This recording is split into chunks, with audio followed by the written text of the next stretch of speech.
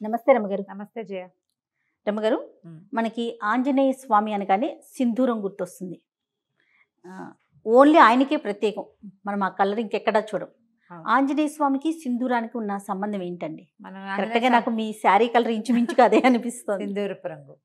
ఈ గండ సింధూరాన్ని స్వామికి, ఆంజనేయ స్వామికి సమర్పిస్తారు. చాలా ప్రత్యేకమైన సేవ. ఆయన దేవాలయాల్లో అది ఇస్తారు, అది పెట్టుకుంటాం, అది వదలదు. అవును, దేవాలయంలో ఓ పక్కన అద్దం పెడతారు, అద్దం దగ్గర అంతా అవే మరకలు కనపడుతుంటాయి, వేలు నుంచి వదిలిపెట్టదు. నూనె వేసి రంగరిస్తారు, నువ్వుల నూనెతో రంగరిస్తారు. దీనికి పురాతన కాలం అంటే మనకు తెలిసి మన తాతల నాటి నుంచి కూడా ఆంజనేయ స్వామికి సింధూరానికి ఏమైనా సంబంధం ఉంది. ముందు కాలంలో ఏం చేసేవారో తెలియజేయ. అసలు ద్వాపర యుగంలో ఆంజనేయ స్వామికి ఏదైనా పూజ చేశారు అనే పాయింట్లు కూడా మనం వినం. మహాభారతమే కదా మనకి ద్వాపర యుగంలో ప్రమాణం. మహాభారతంలో కానీ భాగవతంలో కానీ ఆంజనేయ స్వామిని పూజించిన ప్రస్తావన రాదు. ఒకే ఒకసారి ఎక్కడొస్తుంది, ఈయన సౌగంధికాపహరణం కోసం వెళ్తాడు భీముడు. అప్పుడు ఆయనకి ఆ గంధమాదన పర్వతం మీద ఈ ఆంజనేయ స్వామి కనిపిస్తారు. అప్పుడు వీళ్ళిద్దరూ ప్రార్థిస్తే అప్పుడు ఆయన ఆంజనేయ స్వామి ఏమన్నాడు, ఆయన భీముడి ప్రార్థనను అనుసరించి వచ్చి మీ రథం మీద కేతనంగా ఉంటాను అని చెప్పాడు. అర్జునుడి రథానికి జెండాగా ఉన్నాడు. జెండాపై కపిరాజు పద్యాలే ఉన్నాయి. అవును, ఆ కపిరాజు యుద్ధంలోనే కాకుండా వీళ్ళు మన విరాట పర్వంలో అర్జునుడు బృహన్నల వేషం నుంచి అర్జునుడి రూపంలోకి వస్తాడు కదా, అప్పుడు వచ్చి బృహత్కపి వచ్చి కూర్చున్నాడు రథం మీద అని చెప్తారు మహాభారతంలో. కపి వచ్చేసాడట, ఆంజనేయ స్వామి వచ్చి యుద్ధం అనగానే అర్జునుడి రథం మీద ఉండాలి, వచ్చి కూర్చున్నాడు అని చెప్తారు. అవి తప్ప ఆంజనేయ స్వామి సేవాకాలాలు మనం అసలు చూడం. కానీ మనకి కలియుగంలో మన ముందు తాత ముత్తాతల నాటి నుంచి ఆంజనేయ స్వామిని సేవించడం ఉంది. కాలక్రమంగా రకరకాల కథలు వెలుగులోకి వచ్చాయి. పరాశర సంహితలో ఒక ప్రత్యేకమైన కథనని చెప్తారు ఆంజనేయ స్వామి సింధూరము కాంబినేషన్ మీద. ఎందుకు వీళ్ళిద్దరికీ ఈ సంబంధం ఉంది అని. మన రావణ వధ అనంతరం పట్టాభిషేకం జరిగింది సీతారాములతో పాటు. ఆంజనేయ స్వామి కూడా వీళ్ళంతా వచ్చారు. ఓకే, ఆంజనేయ స్వామి, సుగ్రీవుడు, తార, అంగదుడు, రుమ వాళ్ళే కాకుండా మళ్ళీ విభీషణుడు, జాంబవంతుడు అంతా కూడా శ్రీరామ పట్టాభిషేకం చూడడానికి ఇక్కడికి అయోధ్యకి తరలి వచ్చారు. చాలా కాలం ఆంజనేయ స్వామి సీతారాముల సేవలోనే ఉన్నాడట.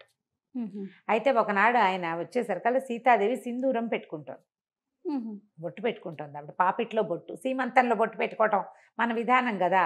అంటే ఇప్పుడు మనం రామాయణ కథ అంతా నార్త్ ఇండియా కథగా మనం చెప్పుకుంటాం.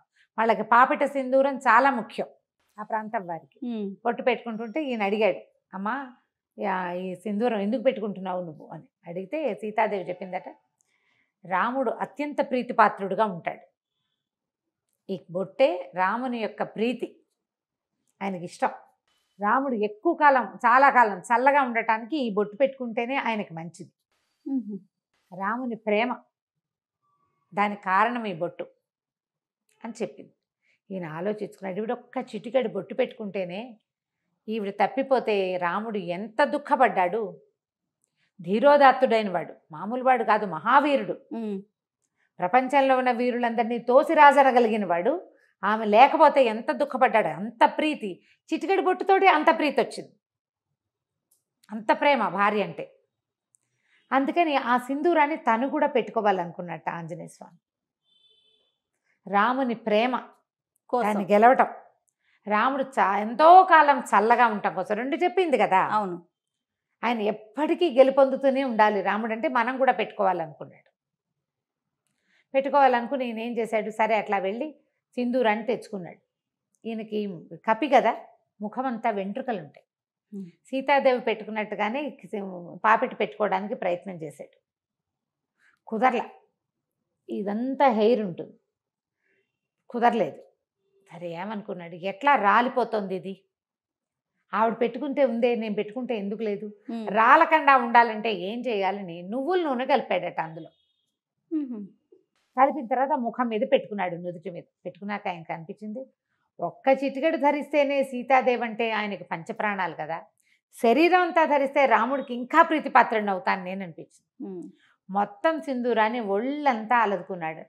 ఆ స్వరూపంతో రాముడికి కనపడడానికి సభాస్థలికి వెళ్ళాడు. వెళ్ళేసరికి అందరూ నవ్వారు చూస్తే వాళ్ళంతా. సభలో ఎంతమంది ఉన్నారు, అయోధ్యాపుర వాసులంతా ఉంటారు, ఇంకా సామంతులు వాళ్ళు వీళ్ళు చాలా మంది ఉన్నారు, ఈయన సంబంధించిన వాళ్ళు కూడా, ఆంజనేయుడికి సంబంధించిన జనం కూడా చాలా మంది ఉన్నారు. ఏమిటి వేషం హనుమ అని రాముల వారు అడిగితే అప్పుడు ఏం చెప్పాడంటే, చిటికేడు సింధూరం సీతాదేవి ధరిస్తేనే ఆమె నీకు అత్యంత ప్రీతిపాత్రాలైంది కదా, అందుకని నీ ప్రీతిని పొందడానికి నేను సింధూరం పట్టించుకున్నాను స్వామి అని చెప్పాడు. ఆ మాటకి చాలా సంతోషించాడట శ్రీరాముడు. ఎవరైతే ఆంజనేయుడికి సింధూరం పెడతాడో వాడు నాకు అత్యంత ప్రీతిపాత్రుడు. ఏ ఇంట్లో ఆంజనేయుడికి సింధూరాన్ని ఇస్తారో వాళ్ళ ఇంట్లో నేను ఉంటాను. రాముడు మనతోటి ఉంటే ఏమిటి తక్కువేమి మనకు, రాముడు ఒక్కడుండు వరకు అన్నారు త్యాగరాజు. ఆయన ఉంటే ఏమీ తక్కువ లేదు, అన్నీ ఉన్నట్టే, సర్వం ఉన్నట్టే, భగవంతుడు మనతోటి ఉండటం. దాంతో అప్పటి నుంచి ఆంజనేయ స్వామికి సింధూరం ఇవ్వటం ఒక పద్ధతిగా మారింది. ఆయనకి సింధూరం ఎక్కించటం అనేది ఒక సేవ ఉంటుంది. మంగళవారాలు కొన్ని దేవాలయాల్లో స్వామికి సింధూరం మొత్తం పట్టిస్తారు. ఏవైనా ఆర్థిక సమస్యల్లో ఉన్నవాళ్ళు ఒక తెలియని కారణాలతోటి ఇబ్బంది పడతారు. అంతా వ్యాపారం నడుస్తుంటుంది, ఏవో ఇబ్బందులు వస్తాయి, పిల్లలు పెళ్ళిళ్ళు కుదురుతాయి, ఏవో ప్రాబ్లమ్స్ వస్తాయి, అన్నీ బాగానే ఉంటుంది, ఏమిటో ఇబ్బంది, తెలియని కారణాలు ఉంటాయి వాటికి. అవి తీరటానికి సింధూరం ఎక్కించాలంటారు. అవి ఎక్కించడానికి ఏం చేస్తారంటే ఒట్టిగా పొడి సింధూరం కాకుండా దాంట్లో నువ్వుల నూనె కలుపుతారు. నూనె కలిపిన సింధూరం ఇంకా వదిలిపెట్టదు, అందుకే అది జిగురు. అవునవును, జిగురుగా ఉంటుంది కదా. అయితే ఈ గంధ సింధూరము, ఆ సింధూరపు దాన్ని తయారు చేసే రాళ్ల వల్ల ఈ నువ్వుల నూనె కలిపితే కొన్ని చోట్ల మోకాళ్ళ నొప్పులకి వాటికి వైద్యంగా కూడా నార్త్లో వాడతారట. దాన్ని ఎక్కువ కాలం వృద్ధాప్యం రాకుండా ఉంటుంది సింధూరం అలదుకుంటే అని చెప్తారు. కానీ శరీరం అంతా సింధూరం పట్టించుకొని మనం ఎక్కడ ఉంటాం, ఉండలేకపోతాం కదా. కనీసం సంవత్సరానికి ఒకసారైనా ఆంజనేయ స్వామికి ఈ సేవ జరిపిన వాళ్ళు అకాల మృత్యువు దరిచేరదు వాళ్ళని. ఏడాదికి ఒక్కసారి మనమే స్వయంగా అలంకరించగలిగితే మంచిది, అవకాశం ఉంటే. లేదా దేవాలయాల్లో ఈ సింధూరం ఎక్కించే సేవ కనుక చేయిస్తే ఇక మృత్యువు రాదని చెప్పం మనం. అకాల మృత్యు 50కి 30కి 40కి ఇంకా బాధ్యతలు ఉండగా అమ్మా నాన్న బతికుండగానే పిల్లలు మరణించడం, అలాంటివి 95 ఏళ్ళ అమ్మా నాన్నలు ఉంటే 70 కూడా రాని కుమారులు మరణించడం, 60లో కుమారులు 90లో అమ్మా నాన్న, పెద్దవాళ్ళిద్దరు ముదిబగ్గులు వాళ్ళు బతికి జీవించే ఉంటారు పాపం. ఈ 60 ఏళ్ళు వచ్చిన వాళ్ళు యంగ్గా యాక్టివ్గా ఉన్న వాళ్ళు చిటుక్కుని వెళ్ళిపోతారు. ఈ కష్టం రాకుండా ఉంటుంది. ఆంజనేయుడికి సింధూర సేవ అంత మంచిది. వీళ్ళతోటి రాముడు ఉంటాడు. మామూలుగా మనం ఏం చెప్తాం, సహస్రనామాలకు తుల్యమైంది రామనామం. అదే కదా, శ్రీరామ రామ రామేతి రమే రామే మనోరమే సహస్రనామ తత్తుల్యం రామనామ వరానని. ఒక్క రాముడు అనే నామమే 1000 నామాలకి సరిపోతుంది. ఇంతకీ ఈ 1000 నామాలు ఏమిటి? 1000 రామనామాలు కాదు, 1000 వేరు నామాలు. విష్ణువు యొక్క అనంత శక్తిమయాలైన 1000 పేర్లకి ఒక్క రాముడు అనే పేరు కరెక్ట్ మ్యాచింగ్, దానికి తుల్యమైనది. అలాంటి రాముడు మన పక్కన ఉంటాడు. అందుకని ఆంజనేయ స్వామికి ఈ సింధూరం ఎక్కించడం ఒక పద్ధతిగా మారింది. మనం ఇటీవల కాలం మనకు దగ్గరలో కూడా ఆంజనేయ స్వామికి ఏముంది, ఆయన ప్రతి వీధికి సందుకి దేవాలయాలు ఉంటాయి. అవును, ఫలానా చోటే సింధూరం ఎక్కించాలి అని పెట్టుకోకుండా ఎక్కడ కుదిరితే అక్కడ తమలపాకులతో సేవ చేయించడం. తమలపాకులు ఆకుపూజ చేస్తారు కదా, ఆయన ప్రీతి. తర్వాత ఈ సింధూర సేవ ఇది కనుక చేయిస్తే చాలా విశేషమైన ఫలితం లభిస్తుంది. తప్పకుండా. నమస్తే. సుమన్ టీవీలో మీ పర్సనల్ అండ్ బిజినెస్ ప్రమోషన్స్ కోసం కింది నెంబర్కి కాంటాక్ట్ చేయండి.